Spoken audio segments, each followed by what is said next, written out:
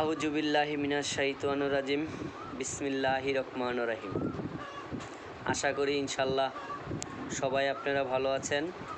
আপনাদের দোয়ার বড়তে আমিও ভালো আছি। তা কথা নিয়ে আসলাম, আসলে আজকে মনে মনে প্রশ্ন করলাম, এই সবথেকে বেশি ভালোবাসা যায় কারে? তো আমি যদি মনে করি বাপ মার পরে স্থানে, বাপ মা তো আগেই, সবচেয়ে বেশি ভালোবাসা বাপ মাই। বাপ মার পরের ভালোবাসাটা হইল গিয়া আমার মনে হয় স্ত্রীর। আপনারা অনেকেই মনে করবেন ভাই কেমন কথাটা বললো, স্ত্রীরে বেশি প্রাধান্য দিল। আসলে দেখেন, এই যে একটা মেয়ে আমার সংসারে আসলো, সে তার বাপ মা ছাইরা একটু ভালোবাসার জন্য আমার সংসারে আসলো। তো তারা যদি আমি ভালো না বাসি, তো কে তারা ভালোবাসবে বলেন? ঘরের স্বামী যদি একটা স্ত্রীরে ভালোবাসে, তো ওনার দেখা দেখি সবাই ওনারে ভালো জানবে। তারপরও দেখেন, একটা নারী এতভাবে এই সংসারে এত খাটনি করে, তারপরও স্ত্রীটা ভালো হয় না। কেমন জানেন? দেখা গেছে অনেক শাশুড়ি আছে, এই বউ ঠিক মতন কাজ করে না, এই বউ তুমি এটা করো। দেখা গেছে একদিন শুক্রবারে স্বামী স্ত্রী একটু বাইরে গেল, শাশুড়ি ডাকদা বইলা, হ্যাঁ তোমরা প্রতিদিনে বাইরে বাইরে যাওয়া লাগে, এরকম কি যাওয়া লাগে কি না, কি দরকার আছে যাওয়ার?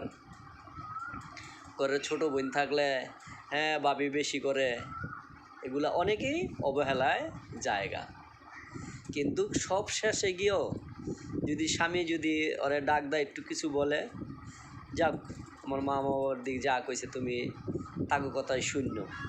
তো ওই যে এত কষ্ট মষ্ট করে একটা নারী, ওই কষ্টগুলা তার থেকে মনে হয় না, আনন্দই লাগে।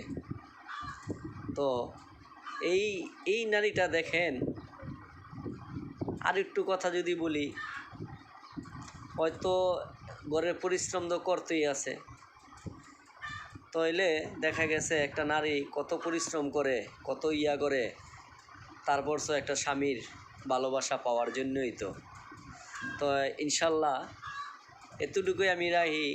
একটা নারী, একটা সংসারের সবথেকে নারীর একটু সবাই আপনারা ভালোবাসবেন ইনশাল্লাহ। যে স্বামী স্ত্রী যারা যারা আছেন সবাই মিল্লামিশা একটু চলবেন, তো দেখবেন ঘরটা খুব সুন্দর হাসি মুখিয়া চলবো। মাদেরকে একটা কথাই বলি, বা এই ঘরের বউর শাশুড়ি, তারা যদি এই ঘরের বউটারে নিজের মেয়ের মতন ভাবে, অনেক সুন্দর হয়। যেমন দেখা গেছে একটা ঘরের এই বোন থাকে, এই বোনটায় যদি বলে বাবিরে, বাবি আমার আপন বোনের মতন, বা ভাইয়েরও যদি বলে এইটা আমার বোনের মতনই, সবাই যদি আপন মনে করে চলা যায়, তো হইলে কি সব সুন্দর মতন হয় না? তো হইলে ওই দ্বিধা দ্বন্দ্ব কোনো কিচ্ছু থাকে না। যে মেয়েটা দেখেন, এই মেয়েটা কত কিছু ত্যাগ করে আসলো, বাপ মার বাড়ি সব ত্যাগ করে এই একটা স্বামীর প্রতি ভালোবাসা দেখায় আইসা পড়ছে। আইসা ওইখান থেকে ওনার মা থুইয়া এইখানে আবার আরেক মা পাইয়া লাইছে।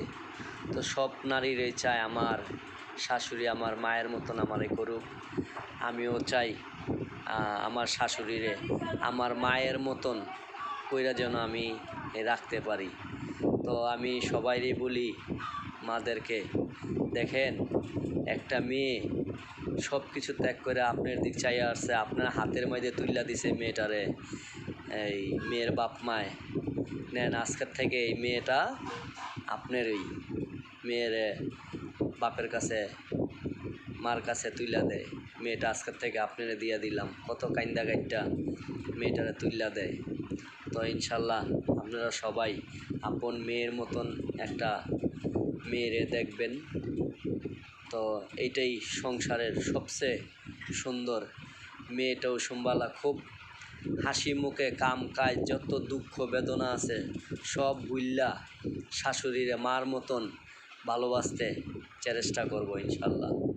তো আল্লাহর কাছে দোয়া করি যেন মাও সুন্দর হয়, ঘরের যে স্ত্রী বউ হইয়া আসছে তারাও যেন আল্লাহ খুব সুন্দর থাকার জন্য আল্লাহ মহব্বত দিয়া দেয়।